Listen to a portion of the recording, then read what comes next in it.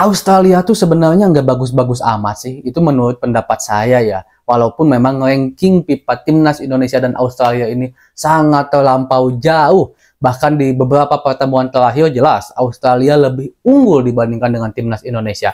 Tetapi gue punya alasan. Mari kita bahas dari sudut pandang penikmat sepak bola, bukan pengamat sepak bola. Sebelum saya bahas lebih lanjut tentang Australia dan Timnas Indonesia, saya ingin mengucapkan syukur terlebih dahulu teman-teman. Alhamdulillah Timnas Indonesia bisa lolos ke 16 besar dan akan bertemu dengan Australia. Jelas Australia adalah salah satu tim tangguh di Asia. Tetapi mereka tidak sehebat Jepang, tidak sesuperior Jepang. Bagi saya, Jepang dan Australia adalah salah satu tim hebat, tetapi mempunyai karakteristik permainan yang berbeda. Kalau Jepang, menurut saya lebih mengedepankan permainan-permainan yang ada karakteristik Asianya itu. Karakteristik Asianya itu di mana? Cepat. Jadi mengedepankan permainan-permainan cepat, tetapi tetap dengan passing-passing dan ritme yang terjaga gitu, yang sesuai menguasai permainan. Nah, sementara Australia, kita kan tahu kalau Australia ini adalah satu-satunya negara yang ada di Asia, tapi kulturnya itu Eropa, bule semua. Itu Australia kan, makanya agak aneh Australia ini kok bisa ditempatkan di benua Asia ya, padahal kelihatan banget kalau mereka itu bule banget gitu. Dan jangan takut, Australia itu tetap ada di bawah kita dari segi peta ya, dari segi peta. Nah, teman-teman, Australia lebih menitik beratkan permainannya itu mirip permainan-permainan Eropa. Nggak terlalu banyak lari, tetapi menitik beratkan permainan-permainan passing dan pergerakan tanpa bola serta possession yang bagus dari setiap pemain-pemainnya. Itu yang saya lihat dari Australia. Dan juga teman-teman, sebenarnya jika saya melihat permainan Australia dengan Indonesia di sebelum-sebelumnya, entah itu kategori umur, entah juga senior, karena saya juga pernah lihat nonton langsung permainan Australia U17, U19 ya dulu, zaman Fahri Husaini kalau saya nggak salah. Itu kan di Piala Asia kan, kalau nggak salah per-8 final waktu itu kita kalah. Dan Australia sebenarnya agak keteteran jika bertemu dengan Indonesia dengan apanya? Dengan kecepatan-kecepatannya. Bagi saya, kecepatan-kecepatan yang dimiliki oleh para pemain Indonesia ini menjadi kelebihan. Kita punya Yakob dan juga seharusnya ada sayap yang bisa lebih cepat lagi dari Egy. Karena Egy kan dari segi kecepatan nggak terlalu ada.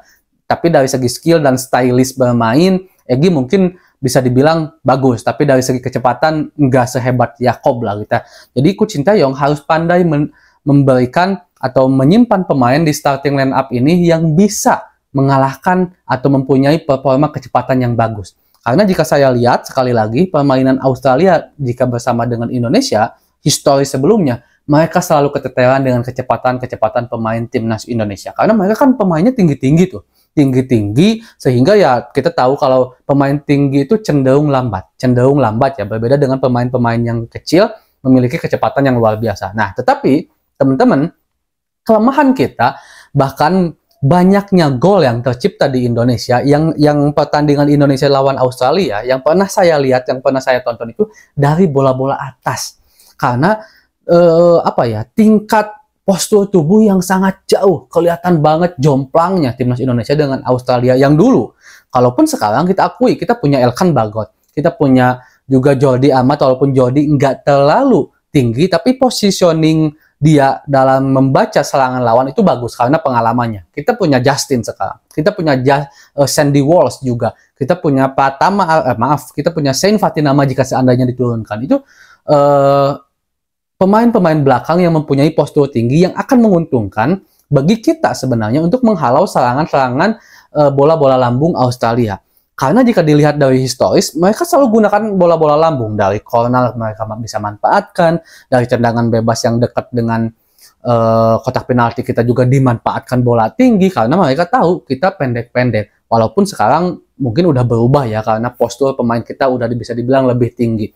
Dan kita juga nggak tahu apakah si paling tinggi Elkan juga akan diturunkan atau enggak, karena kita tahu di 2 pertandingan terakhir Elkan tidak diturunkan sebagai starter. Nah, teman-teman, saya juga jika melihat dari historis permainan Australia yang memanfaatkan postur tinggi jika melawan Indonesia, bagi saya Pratama Arhan seharusnya udah nggak layak ada di starting line up. Bukan dia tidak baik, kita tahu performa Pratama Arhan di 2 pertandingan terakhir itu luar biasa. Tapi Pratama Arhan itu, poin plusnya itu dibandingkan Shane Patinama adalah punya lemparan jauh. Dan itu terbukti efektif, selalu memberikan keuntungan bagi timnas Indonesia. Bahkan tidak jarang kita menang hasil dari lemparan jauhnya Pratama Arhan. Bahkan di pertandingan terakhir melawan Jepang, Sandy Walsh menciptakan gol itu hasil dari lemparan jauhnya Pratama Arhan. Nah, jika titik beratnya kepada Pratama Arhan ini adalah lemparan jauh, maka tidak akan terlalu berguna ketika melawan Australia yang posturnya tinggi-tinggi. Makanya menurut saya lebih cocok mainkan Shane Patinama. Karena Shane Patinama akan memiliki gaya permainan Eropa. Apalagi ada pemain Australia yang satu tim kan dengan Shane Patinama. Dia juga akan lebih tahu bagaimana permainan dia tentunya karena satu tim. Nah, Shane Patinama adalah pemain-pemain Eropa. Sama seperti Sandy Walsh juga. Yang menitik beratkan permainan possession. Menitik beratkan bagaimana passing yang akurat dan cepat. Nggak terlalu lama pegang bola.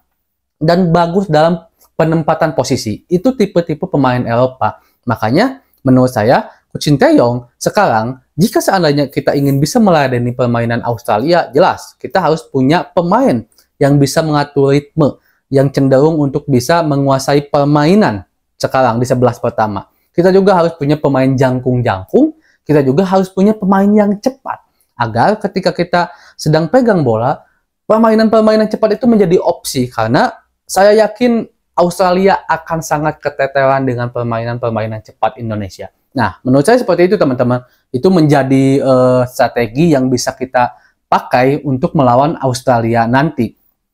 Kemungkinan besar jika dilihat dari ranking FIFA, memang Australia lebih diunggulkan sangat jauh lah dengan timnas Indonesia ya. Tetapi bukan hal yang tidak mungkin untuk kita menang lagi juga kan. Apalagi timnas Indonesia yang sekarang bukanlah timnas Indonesia yang dulu. Kita sekarang memiliki kualitas kedalaman pemain yang cukup bagus dengan bergabungnya pemain-pemain kita yang bermain di luar negeri.